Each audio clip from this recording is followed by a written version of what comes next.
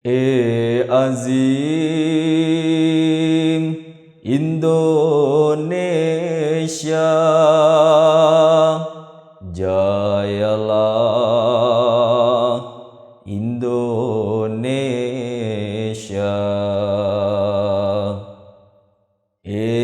Azim Indonesia, jayalah Indonesia.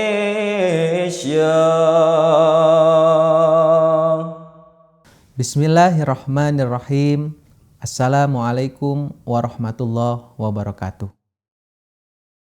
Para pemirsa yang budiman, alhamdulillah dengan karunia Allah Subhanahu wa taala kita bisa berjumpa bersama kami dalam ngobrol bareng podcast Tasyakur 100 tahun online. Insya Allah pada kesempatan kali ini kita akan membahas salah satu buku karangan Hazrat Masih Maud alaihissalam yang berjudul Ek Galati Ka Izalah, yang diterjemahkan dalam bahasa Indonesia menghapus satu kesalahan. Bersama kita telah hadir dua narasumber. Yang pertama Bapak Maulana Iskandar Gumai. Assalamualaikum Pak. Waalaikumsalam warahmatullahi wabarakatuh. Beliau adalah Mubalik Daerah Jabar 5 yang mencakup wilayah Bandung Kota dan Bandung Selatan. Kemudian narasumber yang kedua adalah Bapak Eki Sabandi. Assalamualaikum Pak. Waalaikumsalam warahmatullahi wabarakatuh. Beliau sekarang menjabat sebagai Sekretaris Isyaat Pengurus Besar Jemaat Ahmadiyah Indonesia dan Ketua Badan Pelaksana Tasyakur 100 tahun Jemaat Ahmadiyah Indonesia yang jatuh pada tahun 2025. Kepada Bapak Eki berkaitan dengan buku Menghapus Satu Kesalahan. Mungkin Bapak bisa memberikan pengantar berkaitan dengan buku ini. Terima kasih Pak Atta. Buku ini 5 kali terbit sudah. Pertama kali terbit tahun 78, kemudian tahun 93, kemudian 2015, 2018, yang terakhir tahun 2022. Yang membedakannya adalah tahun 2022 ini ada tambahan-tambahan kata atau kalimat setelah direview oleh tim dari Rabwa Pakistan. Itu satu. Kemudian kedua, buku ini pertama kali ditulis oleh Hazrat Mirza Ghulam Ahmad itu tahun 1901. Kenapa buku ini ditulis? Beliau jelaskan bahwa buku ini ditulis karena terjadi suatu perdebatan antara non-Ahmadi dengan Ahmadi tentang kenabian beliau. Apakah beliau itu nabi atau bukan nabi? Nabi atau bukan nabi, kan begitu. Nah, masalahnya adalah perdebatan ini, diskusi ini tidak hanya pada masa lalu saja, sampai sekarang pun tetap masih hangat perdebatan ini. Jadi beliau jelaskan apa yang dimaksud dengan kenabian beliau. Itu barangkali pengantar dari saya. Kepada Pak Gumai, beliau alaihissalam mendakwakan diri sebagai nabi. Wahyu-wahyu apa saja yang beliau terima yang mendukung pendakwaan beliau ini? Baik, di halaman 2 dan 3 di sini beliau menuliskan beberapa ilham, beberapa wahyu yang beliau terima dari Allah Ta'ala, terutama dalam buku kitab Barahin Ahmadiyah. Di sini beliau menulis, beliau mendapatkan beberapa kalimat, beberapa ilham yang berbunyi huwallazi arsala rasulahu bil huda wa dinil haq liyuzhirahu 'alad dini kulli. Di dalam wahyu ini beliau disebut sebagai rasul. Ya. Oleh karena itu menjadi pegangan dasar betapa Allah Ta'ala menyebut beliau dengan istilah Rasul. Kemudian juga ada disebutkan dalam buku beliau Jariyullahi fi khulalil anbiya, yang artinya Rasul Allah dalam pakaian para nabi. Beliau disebut sebagai Rasul Allah dalam jubah dalam pakaian para nabi. Kemudian beliau juga disebutkan di dalam buku ini Dunyame ek nazir ayah, bahwa seorang pemberi peringatan telah datang ke muka bumi. Dalam wahyu yang lain disebutkan dunyame ek nabi aya, bahwa seorang nabi telah datang ke muka bumi. Dari beberapa dalil atau wahyu yang beliau tuliskan di dalam buku ini menguatkan pendakwaan beliau sebagai seorang nabi dan sebagai rasul yang telah diutus oleh Allah Ta'ala di akhir zaman ini bagi umat manusia. Sejatinya apa itu yang dimaksud nabi dan rasul? Ya, di halaman yang ke-10 dari buku ini, Hadrat Masih Maud alaihissalam, beliau menjelaskan bahwa secara bahasa, nabi adalah seseorang yang mendapatkan kabar dari Allah Ta'ala, mendapatkan wahyu dari Allah Ta'ala.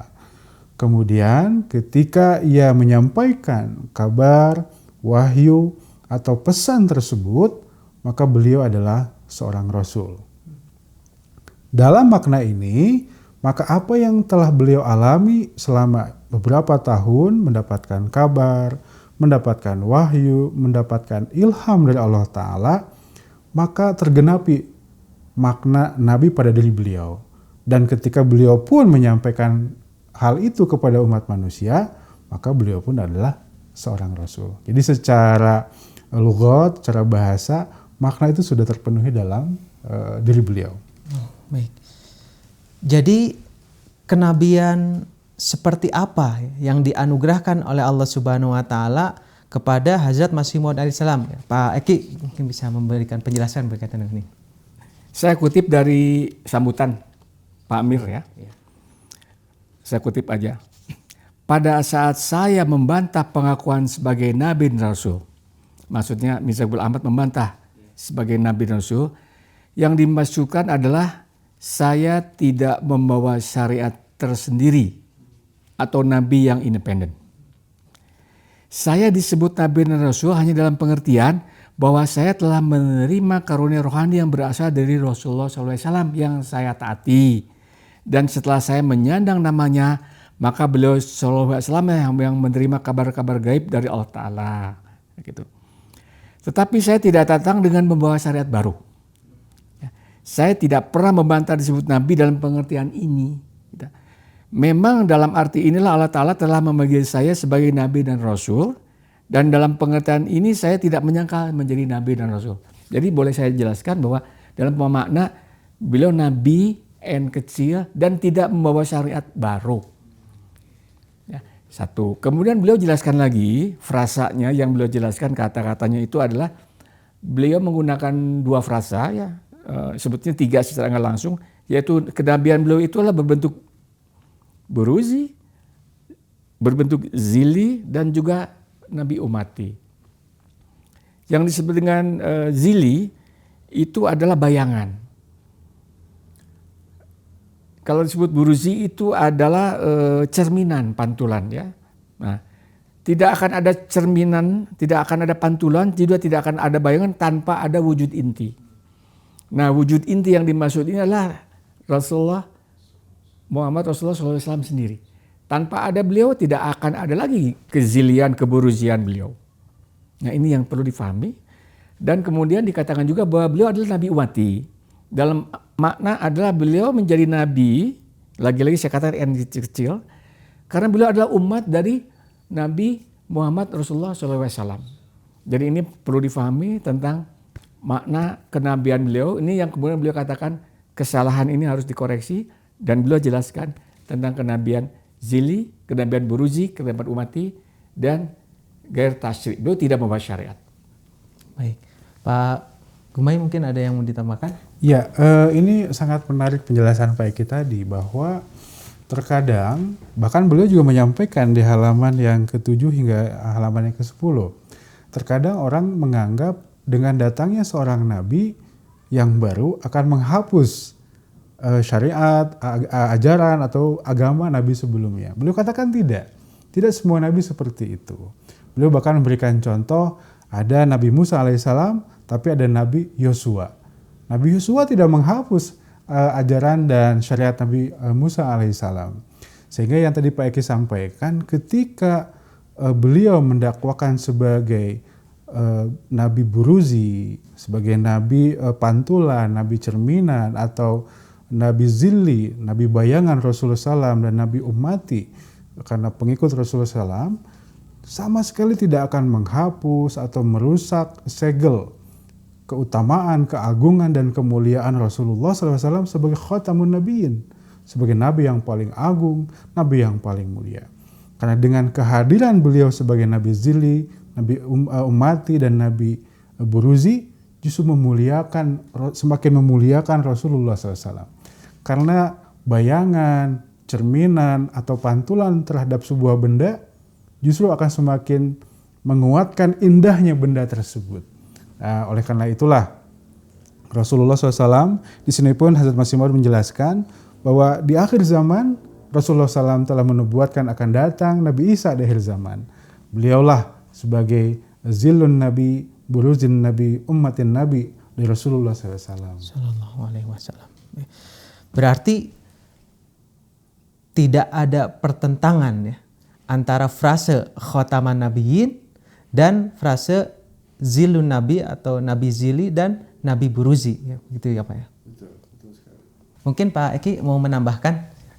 Baik, ini buku salah satu yang paling tipis yang ditulis setelah Hazrat Mirza Ghulam Ahmad alaihissalam, hanya 22 halaman, tapi isinya padat dan mengena pada temanya.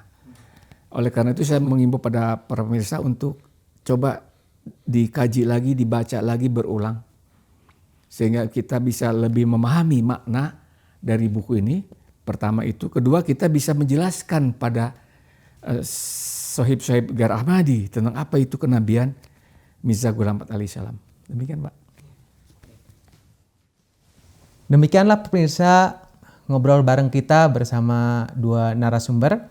Mudah-mudahan Allah Subhanahu wa taala senantiasa memberikan berkah dan karunia kepada kita semua. Wa akhiru da'wana alhamdulillahirabbil alamin. Wassalamualaikum warahmatullahi wabarakatuh. Waalaikumsalam Warahmatullahi wabarakatuh.